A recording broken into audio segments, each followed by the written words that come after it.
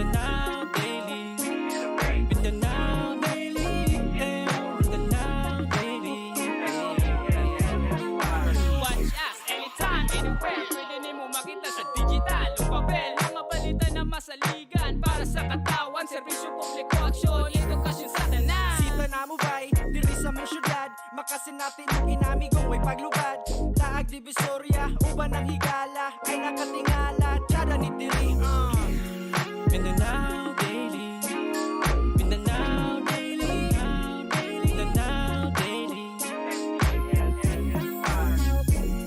Mindanao Daily, Mindanao Daily, Mindanao Daily. Di gutom ka, kontreta. Pag humantan, aw sa kumbera.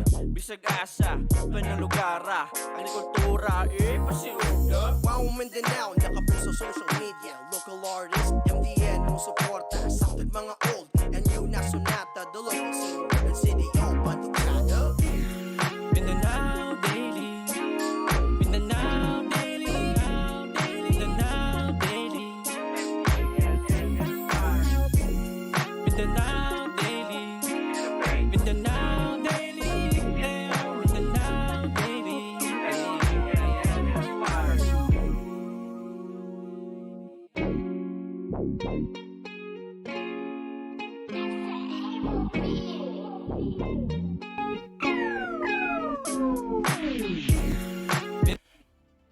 Good afternoon, among mga televiewers, among mga followers sa Facebook, and among mga followers also sa Jau TV and the Mindanao Daily News Network digital channel.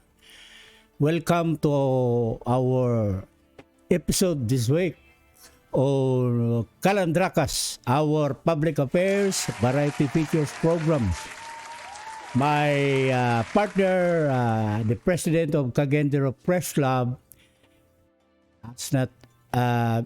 is also having some important activities, but he is joining us through Zoom because today we have started the celebration of Press Freedom Week with the seminar on cyber libel, and that's why Dr. Manny Haujan is now at the COPC boardroom to welcome the participants. But it is we are very thankful that my very good friend, who is the Undersecretary of PCOO and also past president of the National Press Club, Undersecretary Joel Edco, is joining us for our tete-a-tete or interaction. Welcome, Undersecretary Joel Edco. We appreciate if you can give some opening statements to our media friends here because we are now celebrating the Press Freedom Week in Cagayan de Oro and Northern Mindanao. Yes, good afternoon to Alan and of course Manny. And good afternoon to all the people, everyone, our friends who are listening right now, who are watching us right now. And of course, I'd like first to greet you, happy Press Freedom Week. I'm really very surprised and I'm really very happy that you're observing Press Freedom Week there. No? Although we have observed last May 3, the World Press Freedom Day. And thank you for inviting, and I hope I can give you much information, so that in relation to the subject matter today. Director Manny, some interaction with Yusik Edco. President Manny Haujan, please come in. Well, salamat sa nagsunod sa atong matag Lunes katulumanon every Monday 1 to 2 p.m.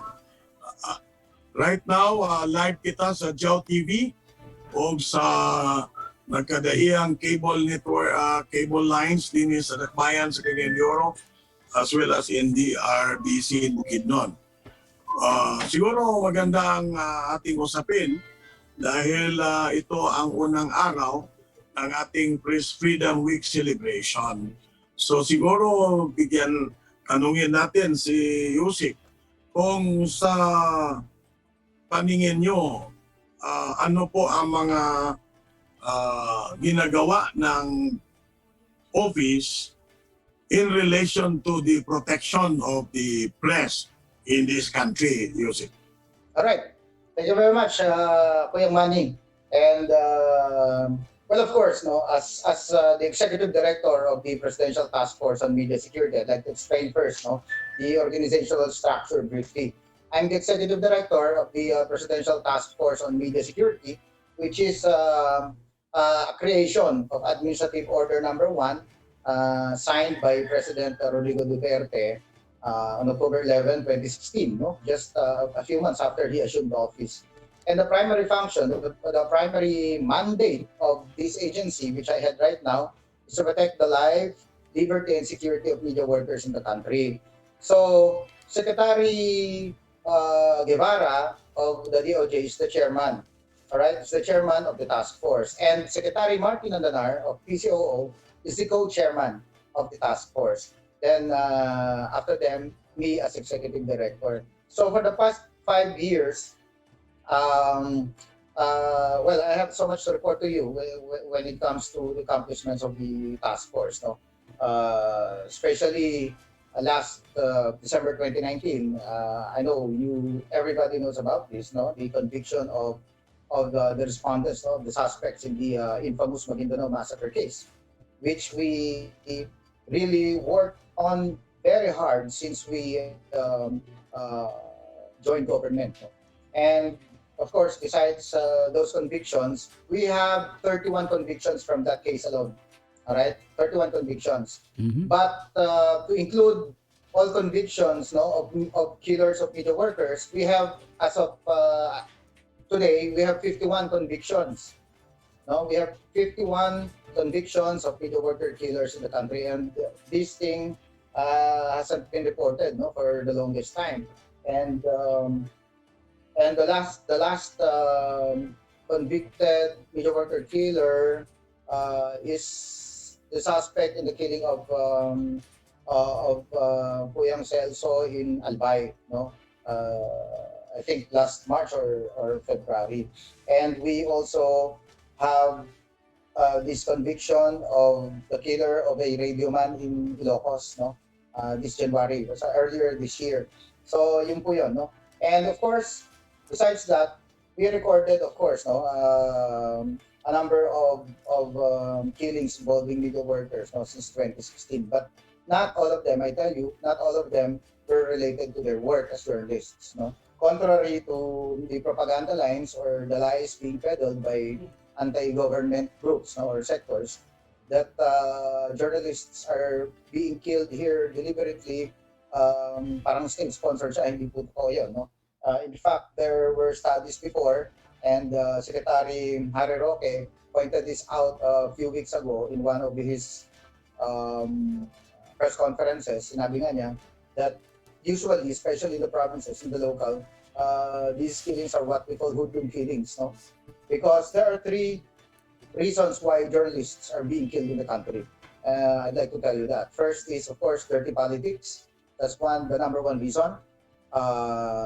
Because media killings in the country is directly related to the geopolitical environment. Wherever there are politicians who are killing each other, or hurting each other, or attacking each other, no, violently, it's the same places where we recorded very high incidents of media worker killings. For instance, nga, is the Mindanao massacre case. No? We know for a fact that it happened during the 2010 elections.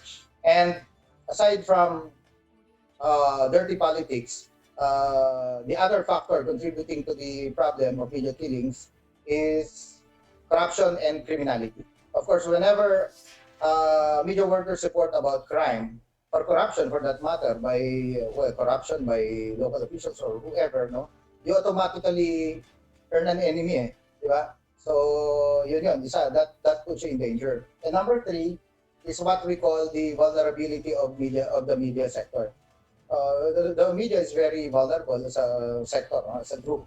Ano yung klaseng mga vulnerability natin? Number one, we were able to determine as the topmost vulnerability is economic vulnerability. No? Very low paid, swerte na lang kung merong sweldo or mga benefits, no, or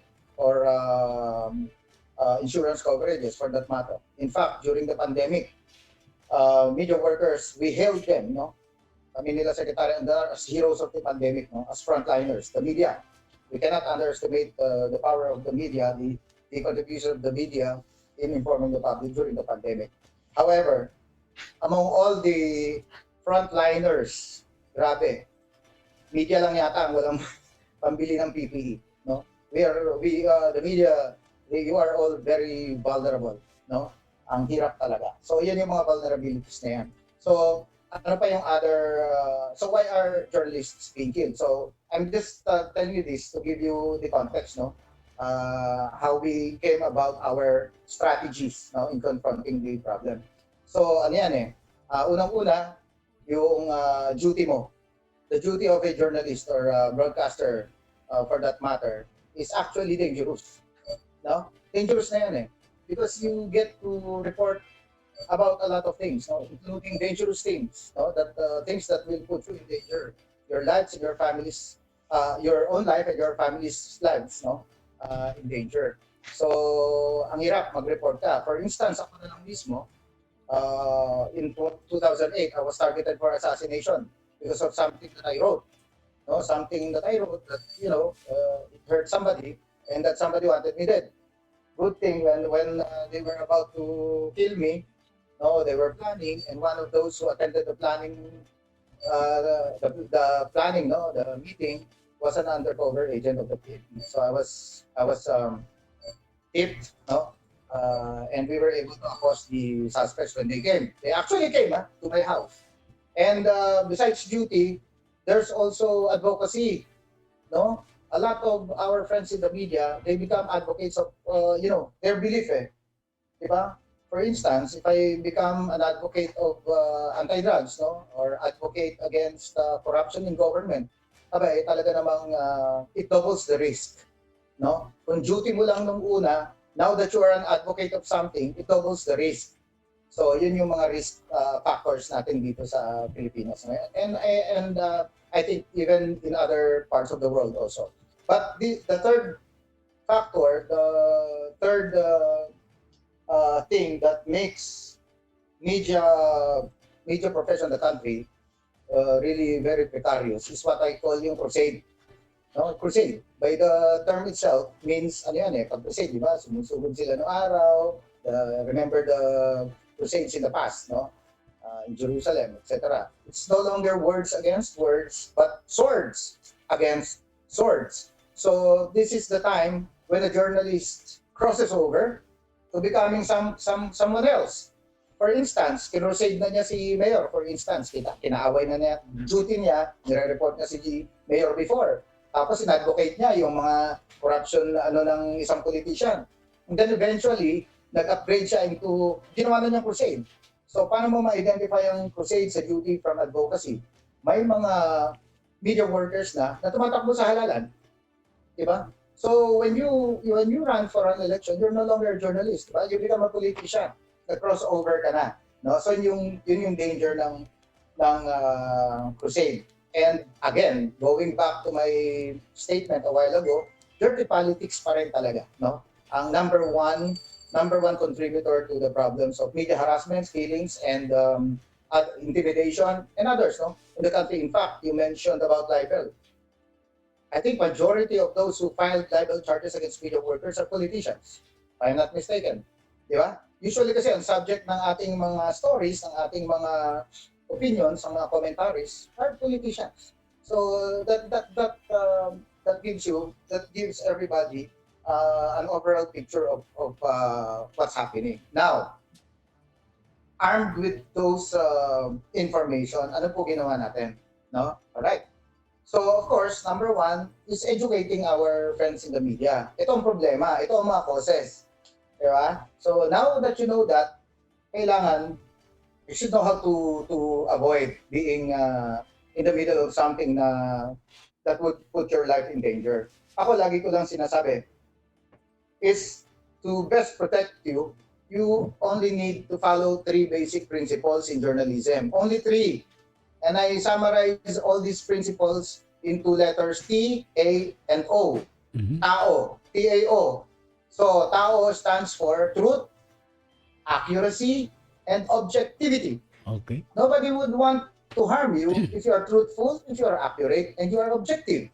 Di ba? So, ganun po yun. That's our best defense. Pero Yusek, marami pa Yes. rin ng mga politiko na nagagalit dyan. Kahit sasabihin mo na, okay, we are reporting based on truth, on objectivity. Marami pa rin nagagalit kasi hindi nila gustong malaman yung truth. Hindi gusto nila malaman ng tao yung truth sa mga kalokohang Yes. ginagawa nila. Totoo yan. Sabi nga, the truth hurts eh. Di ba? The truth hurts. However, the truth hurts, pero pag narinig mo yung side niya, na minimize yung galit niya. Di ba? Or even the people who support him. Usually naman, ako, I will tell you bluntly, talagang ang daming kaso ng killings dito, puro politiko. Yeah. Di ba? However, ang tanong, sinong pumapatay? Hindi sila directly. Yeah, hindi sila. In fact, may mga Hired killer. nakasuhan kami, may mga hired killers yan. Mga hoodlum killings yan, na sinasabi ni Secretary Roque. Kung yun yung mga taong nakikinabang sa kanila, kung halimbawa, operator ng illegal gambling yan si politiko, pinanata mo illegal gambling, ang kumikita dyan, yung mga nakikinabang na mga hoodlum niya diba? Or mga supporters niya, or illegal drugs, or whatever. So yun yung nagagalit, yun yung kumakana. No? However, kung nakita naman nila na very professional naman, issue to issue lang, di ba? Na walang personalan at nakuha mo yung side niya, somehow nag-dissipate yung maglo-lower yung, di ba, masyadong personal. No? So yun po yung mapa natin. Now the next question is, what did we actually do, no, to protect journalists, no, or media workers in the country? Well, besides filing charges, no, or putting inside prison these media killers, meron din tayong marami tayong na-aresto, no? Marami tayong nakasuhan ng kaso, hindi natin sila pinakakawalan. And marami rin po tayong mga complaints acted upon, di ba? Pagka ang isang media worker, a journalist or a broadcaster ay may threat na minomonitor po namin agad yan, kinakausap natin yung media worker, yung complainant, at marami po yan, nasa almost 80 na yung natulungan natin ng mga kapatid natin sa hanap buhay, no? Real time. Yes. Yung iba nga, papasukin na sa bahay buti nakatawag sa amin. Yung iba naman, inaabangan yung at least yung isa sa taga Manila Times, si Jaime Aquino, inabangan siya sa parking lot ng Hall of Justice sa Quezon City. No? Papatayin siya doon. And pinahabol natin sa mga SWAT natin yung mga nakatakbo lang, no? Na monitor nila para tingin mga pulis. So naligtas naman natin siya. So there are about 80 complaints that we acted upon. And of course, we go around. In fact, we had our seminar there, di ba? Sa Cagayan de Oro, sa Mindanao. We went around Mindanao and we distributed a handbook on personal security measures That's correct. for media workers. So andun yung mga do's and don'ts. Yes. Kumbaga, kailangan target hardening Number one kasi, to harden yourself as a target, kailangan tao ka nga, makatao, truth, accurate, and objective. Ngayon, kung sobra talaga yung galit, nagka-personalan na, there are do's and don'ts, no, to protect yourself and your family.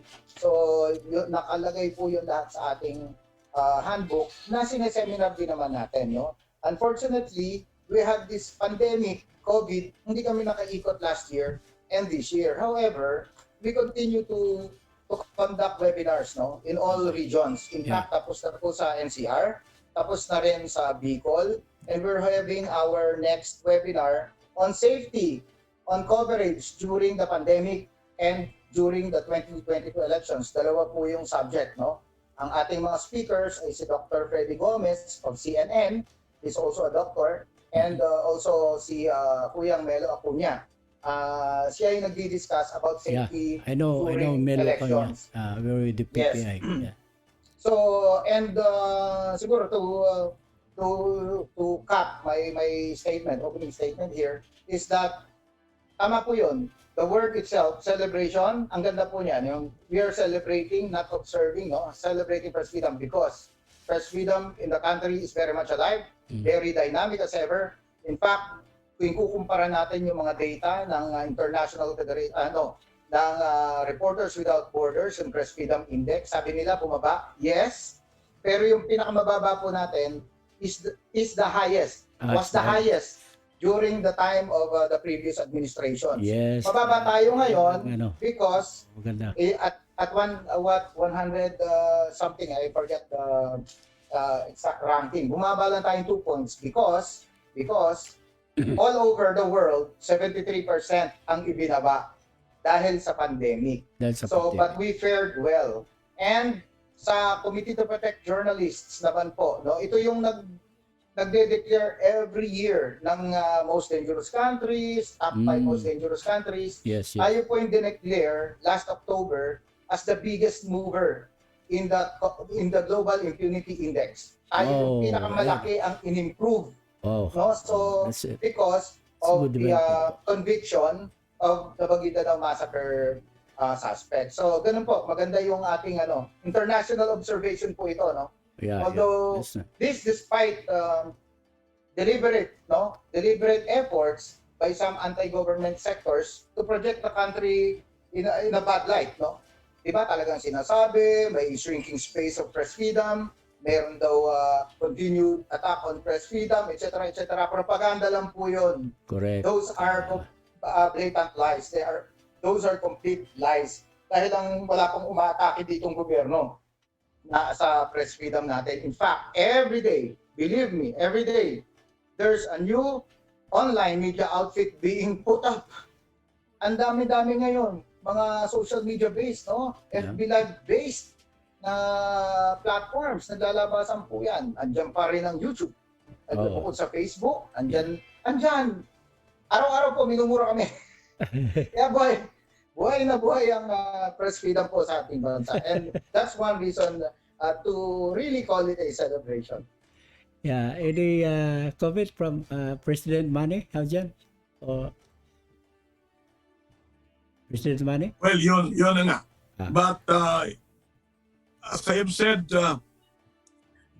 ang PCOO ngayon, from my perspective, from my personal opinion, from where we sit, mas medyo proactive ngayon ang PCOO. Yeah. Meaning they are also looking, simply because siguro, some are in that office are practitioners. That's right. Diba? Alam natin kung anong mga pangyayari sa field. So that's why you have done that proactive role in relation to our profession.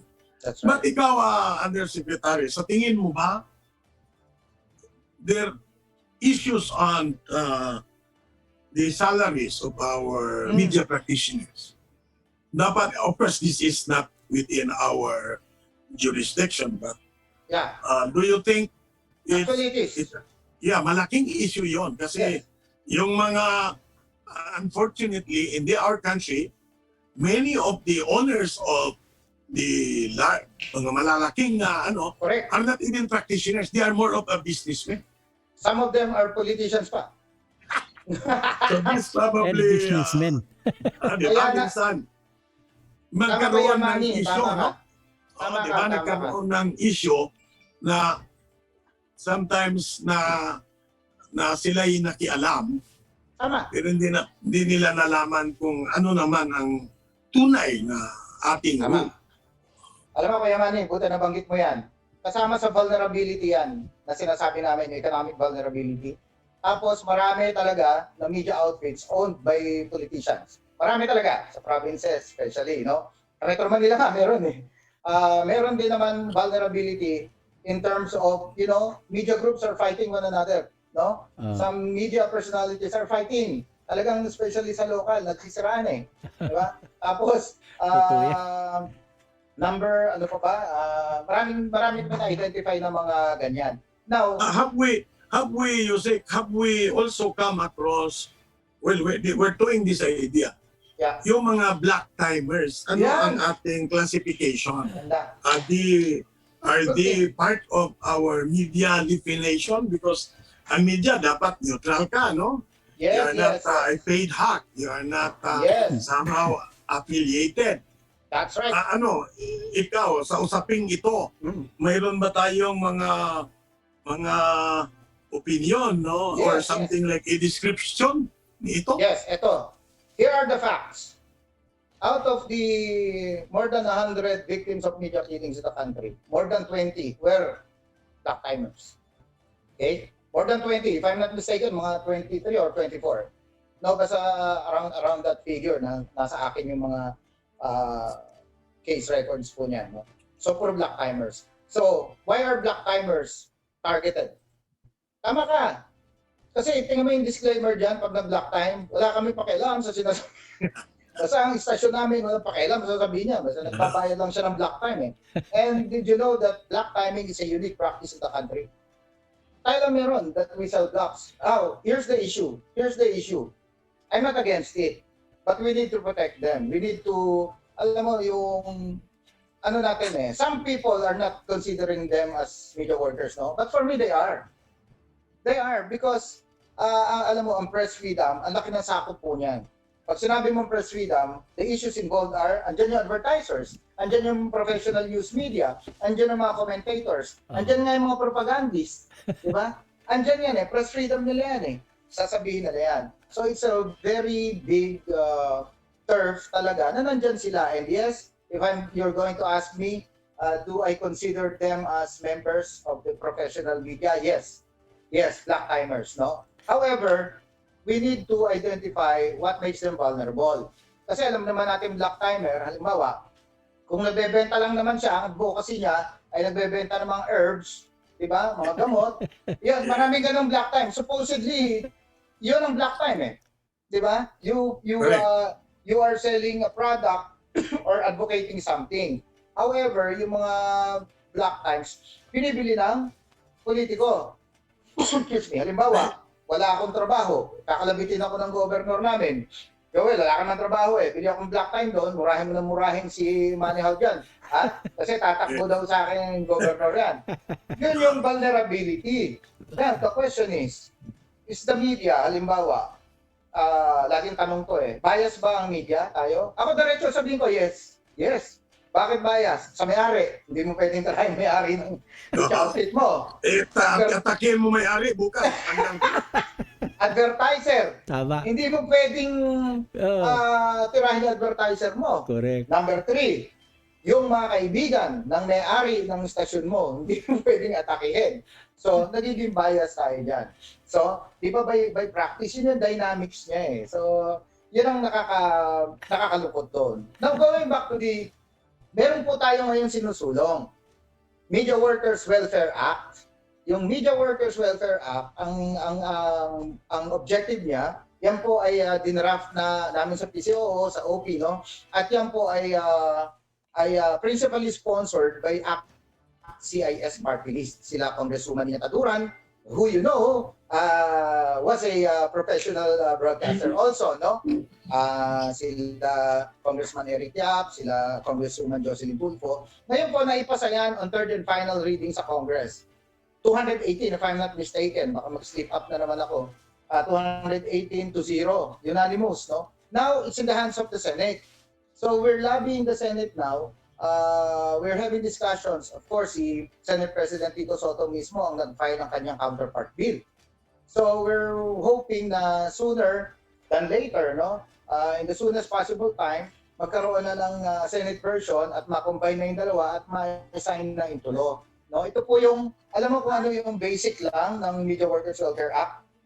Magkasweldo man lang sana kahit minimum. Minimum, no? Yung iba kasi 1 month, 5,000 lang tinatanggap eh.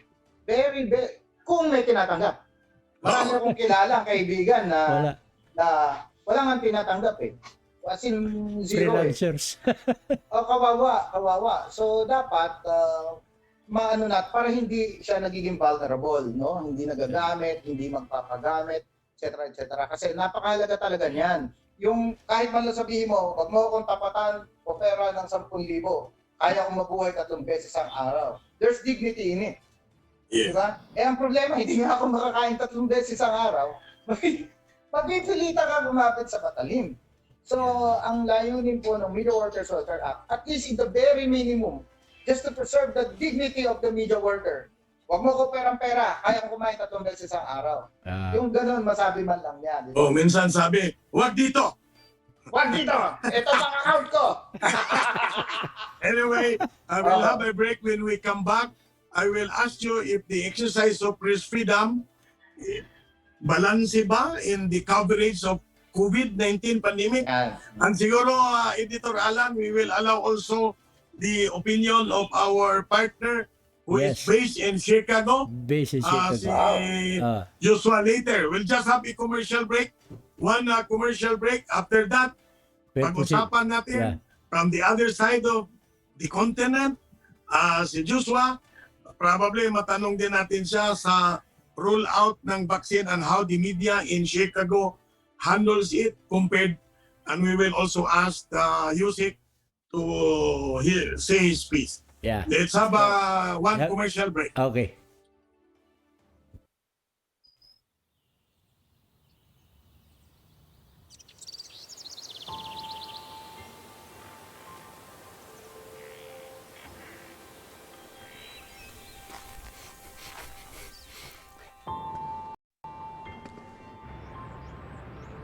Sa panahon ngayon, ano na nga ba ang pangako?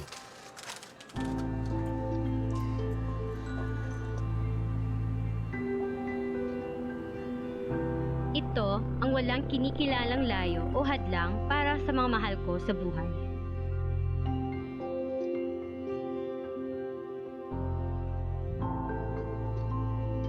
Ito ang paggarantisa na tuloy ang aral, trabaho at negosyo para sa lahat. Ito ang pagkalinga sa kabataan upang mapagpatuloy nila ang pag-abot sa mga pangarap. Magbago man ang panahon, hahanap tayo ng pagkakataon. Pagbuhos ito ng alaga at atensyon sa mga lugar na kailangan ng tulong at suporta. Ito yung patuloy na paghanap ng paraan at paggawa ng diskarte para sa kabubuti ng lahat. Pagiging pamilya siya sa mga taong pinakamalapit at malapit sa iyo. Pagiging nanay ko ito sa mga tinuturing ko na ding mga anak. Brother, ipa-join mo nga si Diyos na. Sa bawat luto at hain ko, nasasabi ko nandito ako para sa kanila. Gaw, ato na lang ipa-join si Brother Mark. Bilang panganay, udyas sa akin ang pagiging maalaga. Joshua, Kaya manong na rin ang tawag nila sa akin dito. Part ito ng pagiging world class, ngayong global Filipino talent, hindi lang para sa iba, pero para sa atin din. Ito ang paghatid ng ginhawa at aruga sa mga taong may mahal din sa buhay tulad ko. Abilidad itong makita ang sarili sa gitna ng lahat at masabing nasa tamang lugar ako at ginagawa ko ang lahat. Ito ang diwa ng Ayala.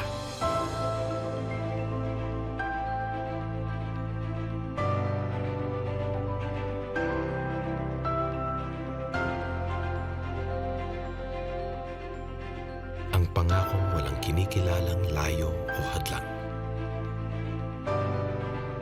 Ang pagmamalasakit sa pamilya, Kahit mga kuyang, sa komunidad, meron din at sa bayan.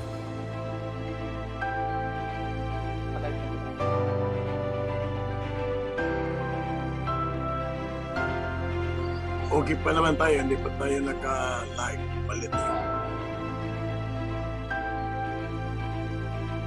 Ang pagtanaw at paglikha ng oportunidad para sa lahat.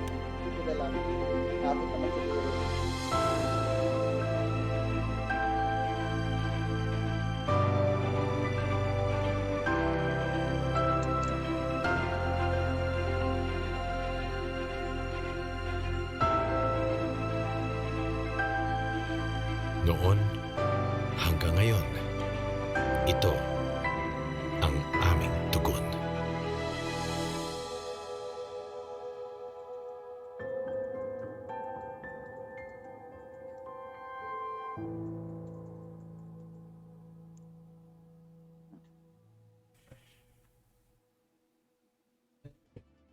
So, welcome back again to our continuation.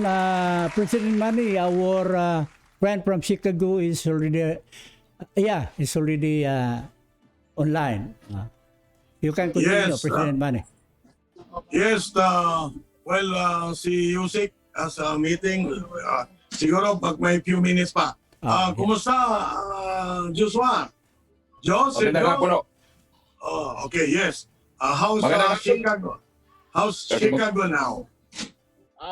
Ang kalagayan po natin dito sa Chicago sa ngayon, ang kanilang latest update, dito sa Cook County, meron po tayong 550,000 since then. At wala na tayong hinahanapan pang bagong cases sa ngayon na hinaharap. At ang remaining sa all in Illinois is 1.38 million ng lahat ng infected, 24,000 na namatay. At meron tayong mga kasalukuyan, meron silang tinatawag sa ngayon na half recovery sa lahat ng mga economic o sa lahat ng mga business outlets.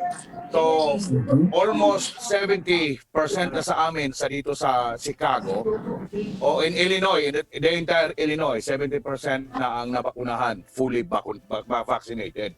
So, abot na namin yung tinawag nila na herd na kailangan qualifications para tayo magkakaroon tayo ng full operation sa lahat ng mga businesses. So bukas na ngayon ang mga theaters, bukas na ngayon ang mga casino, bukas na ngayon ang mga restaurants. Okay. Wala bang mga issue? Wala bang issue diyan, Diyos? Meaning namimili. Kasi sa Pilipinas, gusto nila Pfizer. Influence sila sa Amerika. Oh? Well, ano ba ikaw? Are you vaccinated already? Pfizer ako, Pfizer. Pfizer kami sapagkat yung aming kumpanya, ang kanyang ang asawa ng aming kumpanya ay hindi pumapayag na hindi siya maging una. So, alam mo na, But mayroong Sinovac din. No, there's no Sinovac in here. Merong AstraZeneca, merong Johnson & Johnson's, at merong Moderna. So, ang iyong kumpanya kasi, base yan sa level ng iyong trabaho, sapagkat kami ay nasa home health and home care, so inuuna yan.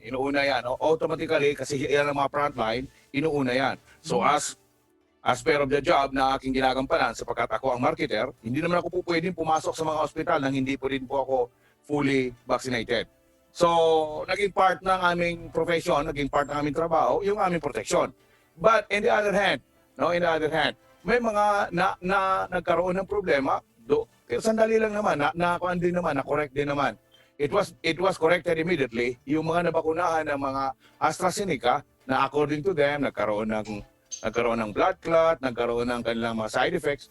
Pero kasi yon ay hindi yata nila nakita na mayroong mga existing health issues na yung mga taong yon. So meron din silang naging problema doon sa nabakunahan ng Johnson & Johnson's.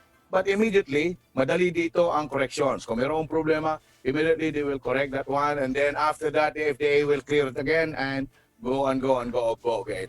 So, base sa mga tala na kanilang ibinigay sa amin, nakuha na namin yung immunity herd. How is the media handling the COVID pandemic? May mga pamananakot ba? Like, do you have some media men na, no, you don't pack, this vaccine, it will kill you? Huh? Do you have that? Not actually. Pero ang TikTok lang, ang merong sa linya ng TikTok. Sa TikTok, maraming nananakot. Sa media side ng media, hindi yun ang pinaka-issue. Hindi yun ang pinaka-issue na huwag kayong magpabakuna. Actually, everybody was being encouraged ng media na magpabakuna. O ibig sabihin, kung meron kayong chance na magpabakuna. Ang gumagawa mismo niyan, ibig sabihin, yung media outlets, mga stations, ginagamit ng mga leader ng local government, ng mga cities, ng mga counties, para mag-announce na mayroong mga opening doon, mayroon tayong binukas doon para magbakuna, para mapilit o kaya ma-encourage ang lahat ng mamamayan. Yusek, mayroon ba tayong, how do we address? Have you come across issues like sa kanila, like in Chicago or in the Philippines, yung mga media na parang lalong binigyan ng pansin ang side effect rather than the positive effects? Totoo yan.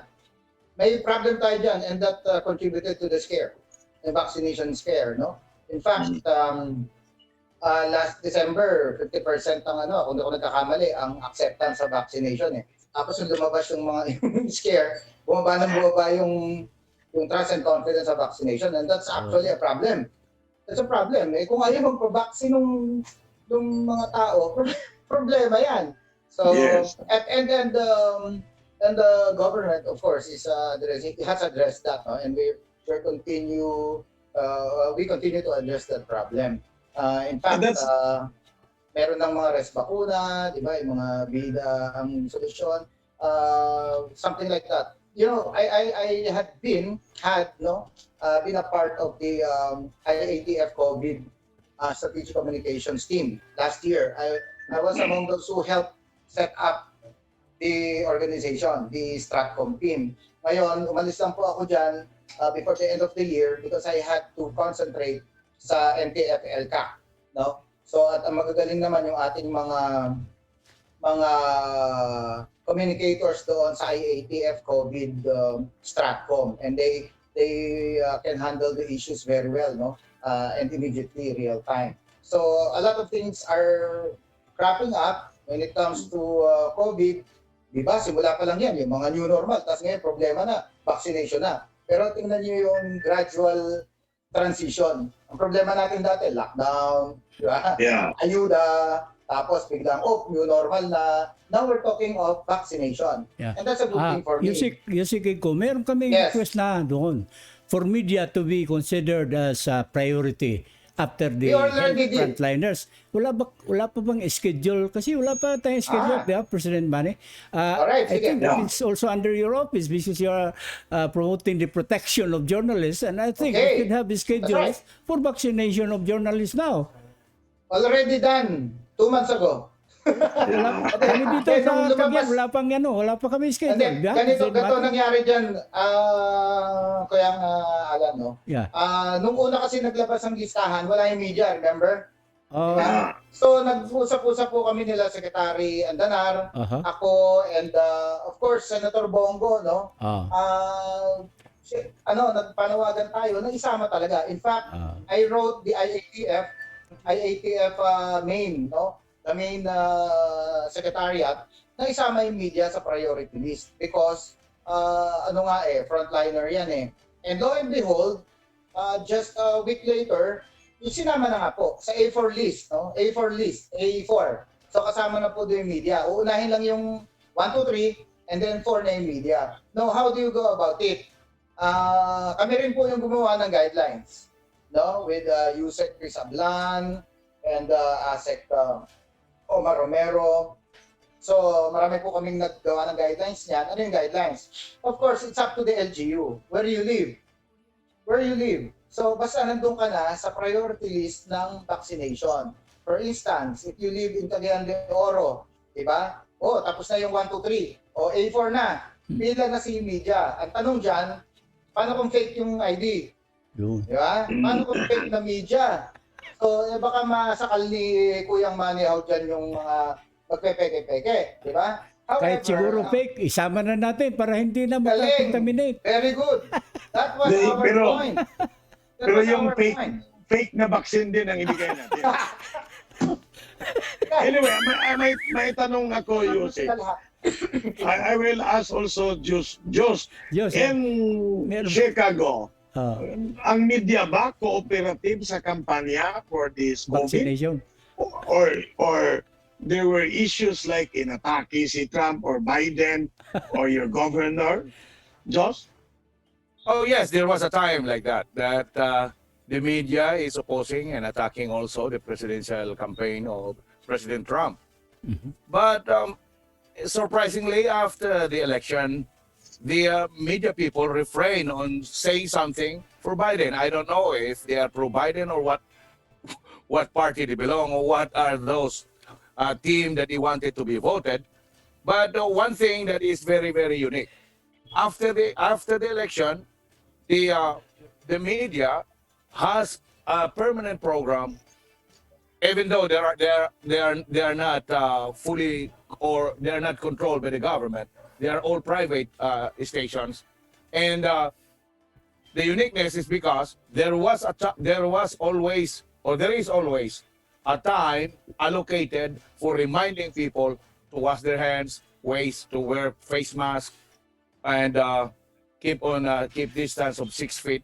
And then when the vaccination had started, they had also mentioned that every time that they have a chance to announce something in between of their own programs, even in the So Price is Right. you're saying that the media, or is there a division among your officials in your state There's in no relation division at to all. the vaccine? Meaning There's they're no division. supportive of the vaccine. Just like I said, after the election, when Biden was already elected, everybody had said something about cooperation. But beforehand, during the campaign, everybody opposes what Trump is saying. So that is the uniqueness that I'm saying. Okay? So I don't know if these media people are all pro-Democrats, or I don't know what they wanted to, but that is the uniqueness that I have observed. Ang experience in relation to the exercise of freedom. Ito na lang pagkakataon. How's the Asian hate? Are you affected in Chicago? Well, maybe they have just also observed whose people to be scared, because hindi naman natatakot yung mga mukha natin. At isa pa, maybe they are only looking for those people who are commuting.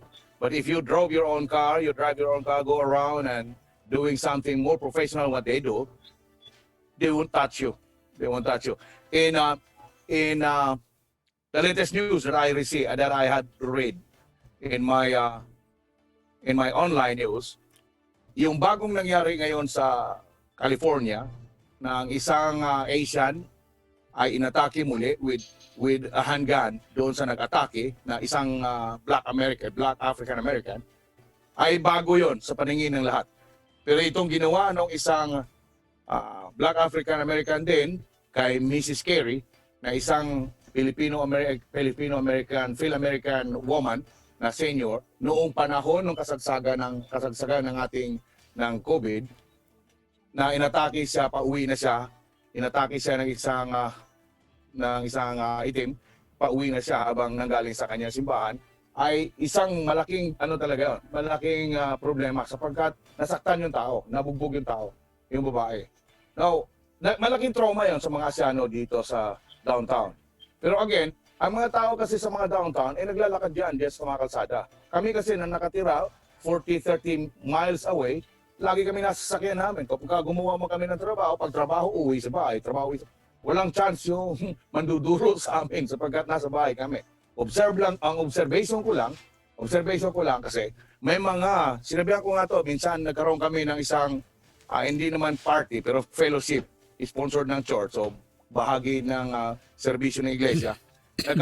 Nagkaroon kami ng ka-fellowship doon na ex-military siya, ex-US Navy, itim.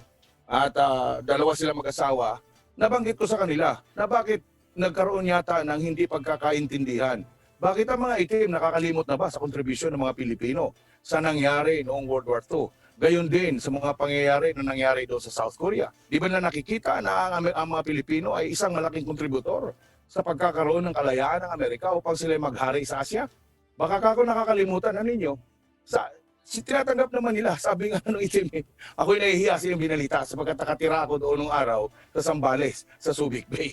So, may mga pangyayari na para bang sa kanilang paningin ay isang kakaibang pangyayari. Hindi lahat, hindi lahat. Minimal na pangyayari sapagkat ang mga itim na gumagawa na nandiyan sa downtown ng New York ay hindi itim na African Americans. Sila ay mga Jamaican Americans. Sila ay mga Haitian Americans. Sige. Anyway, we are running out of time, Diyos.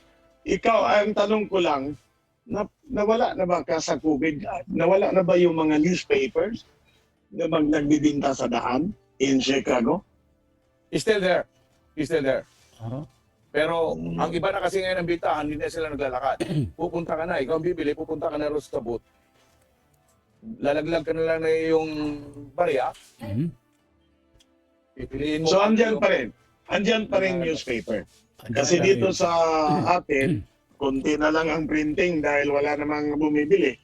Pero ang Amerika ba being yung ikaw, you're working in the healthcare. Nag-abuno ba? Nagbibigay ba ng ayuda? Nakaabot kami hanggang third stimulus. Meron silang pang fourth ngayon na gusto pag-usapan. Pero Ano yun? Ano yung stimulus?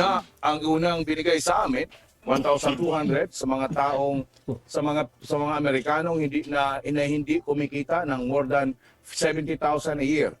Pangalawang stimulus ay 600 doon sa mga low earners na na-displace doon sa trabaho. At yung pangatlo ay 1,400 para doon sa below $70,000 per annum.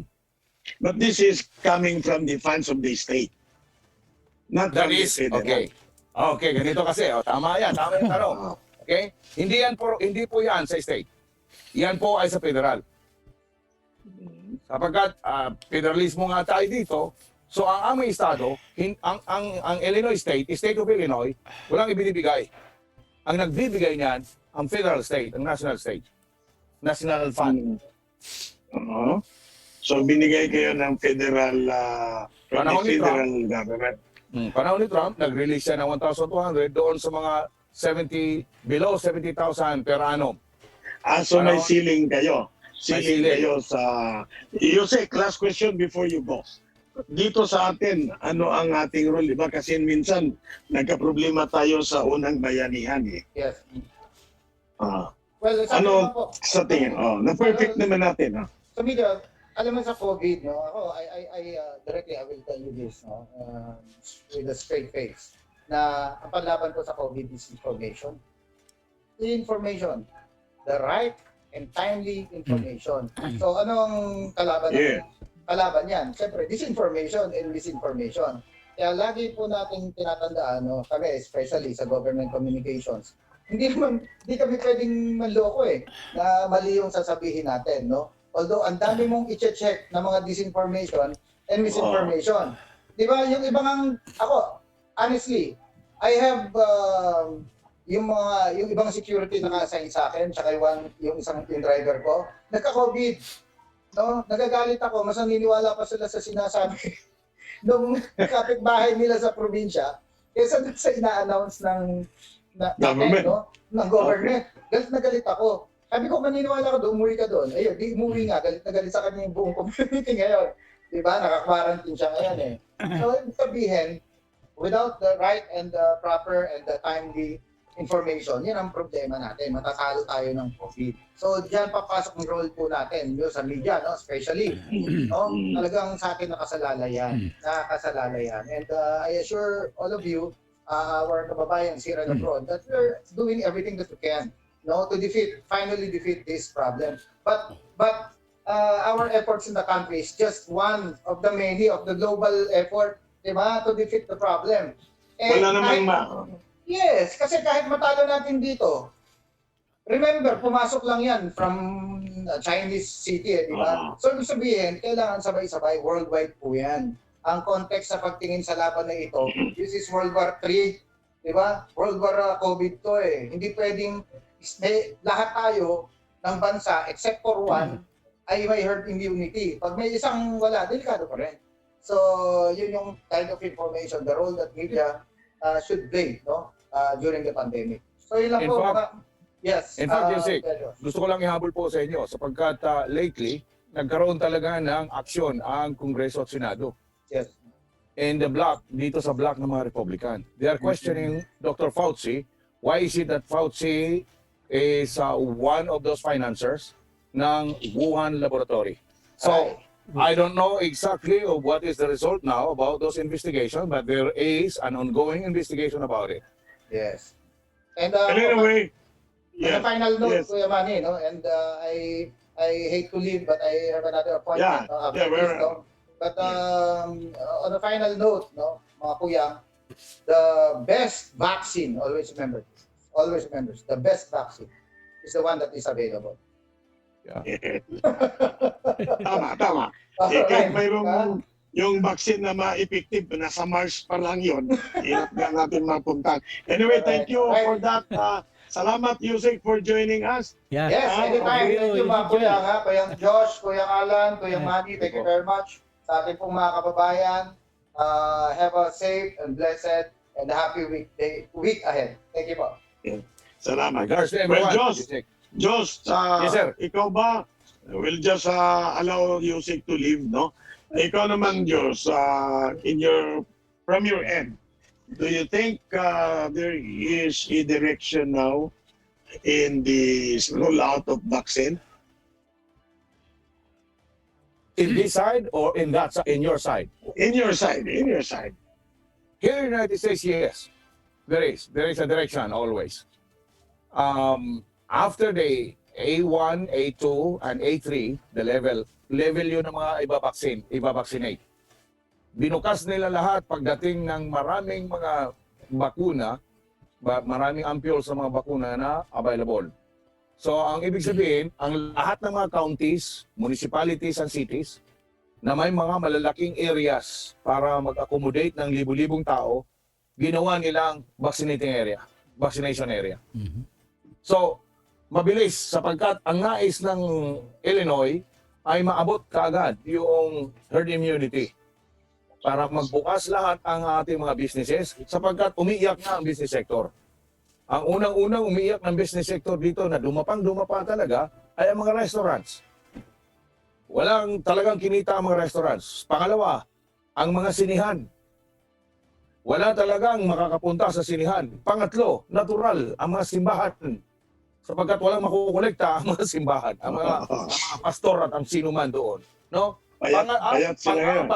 Pang-apat na naapektuhan talaga na malaking epekto, yung ating mga factories. Sapagkat walang pwedeng pumunta, wala rin pwedeng bumalik sa kanilang mga tahanan kung hindi sila makakatiyak na sila ay ligtas sa lahat ng infeksyon. So, ang unang-unang nadali ay ang business sector. Diyos, pero limitado na ang oras natin. No? We'll have some other time. No? Really. Pero ang tanong ko lang sa iyo, from the health, kasi you are in charge of a healthcare program, mayroon na bang pag-asa na babalik ba kunti-unti ang ekonomiya? From your end, because, anything, if America is open, well, it attracts more people coming in, no?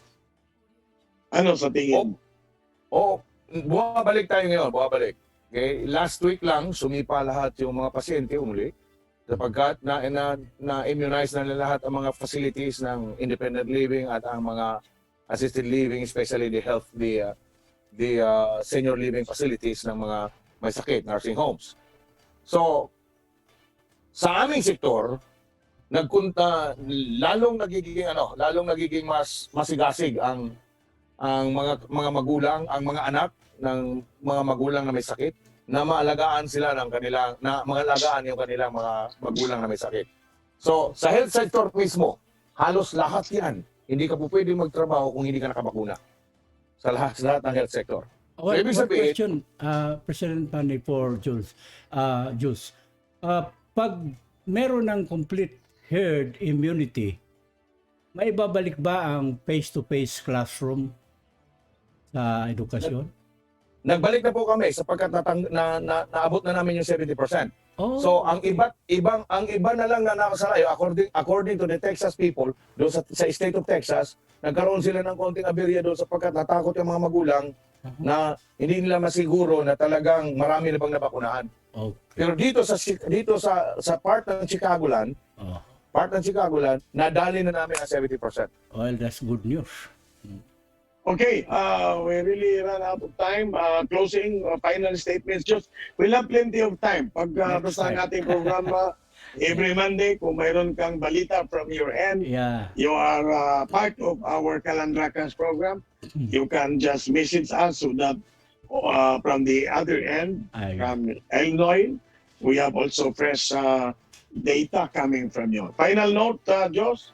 Maraming salamat. Ang lungsod nga nasayod, maoy makahatag og kusog sa demokrasya. Apan ang lungsod nga mapasagaron, maoy makapukan sa atong kagawasan. Mao na akong ending parting words sa atong mga kababayan diya sa Cagayan de Oro, gayon din sa Camiguin Island. Sana magpatuloy ang inyong pakikibaka para sa tunay na demokrasya. Ang inyong Salamat. si Joshua Rawa. Thank you. Salamat, Thank you so much. salamat. Salamat. Salamat. Anyway, Salamat Editor po. Alan, we're Yeah. running out of time. At the Okay. same time, ongoing ang ating seminar on cyber libel, Okay. sponsored by Hans Seidel Foundation. Yeah. Thanks kanina si Dots Hineki, nag-istorya, si Carol, and Via Zoom. ongoing. Okay. Ongoing pa ang ating Seminar. face-to-face na limited. Ah, Thank you also to Josh Ayan. Joshua from Chicago for joining us. I know it's already late in the evening there. Ayan. Oh, it's okay. At saka Yusik. Yusik Joel si Igko. Iko, yes. Yeah, Di sila malimot, Editor Alan, yeah. na matag Lunes, alauna, ngadto sa alas 2, ang takna sa kapunon. Punon. Kining inyong alagad sa kahanginan o sa telebisyon sa Jow TV. Yeah. Uban ni Editor Alan Midyante. Ang atong tulumanon, Kalandrakas.